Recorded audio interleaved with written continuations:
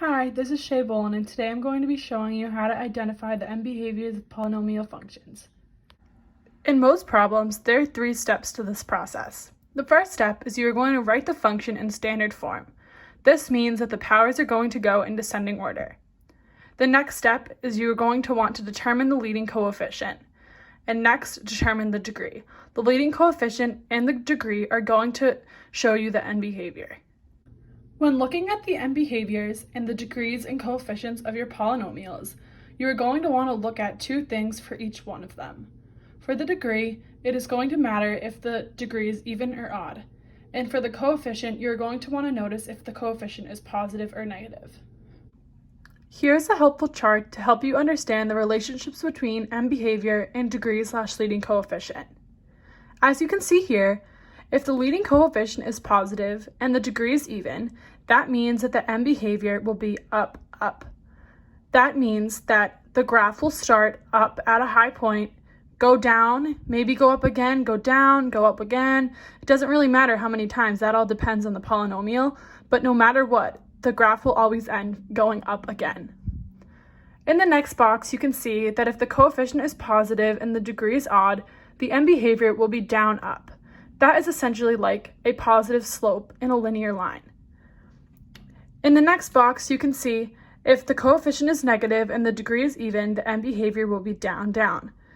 That would be the graph starts down, it could go up and back down as many times as it needs, but eventually will end down again. Lastly, the last box shows that if the coefficient is negative and the degree is odd, the end behavior will be up, down. That is like a negative slope in a linear line. Here's example number 1.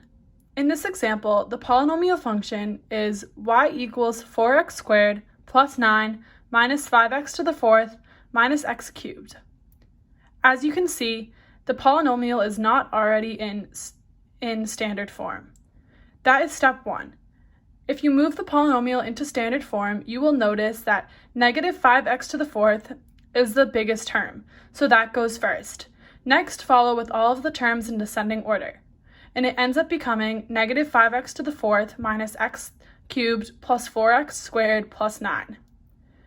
You can look and see that the leading coefficient is negative 5, and that the degree is x to the 4th. Since the leading coefficient is negative and the degree is even, that would make the end behavior down, down. Here's an example of what the graph may look like. As you can see, the endpoints are down and down. This is example number 2. The polynomial function is y equals x to the 4th minus 4x squared plus 3.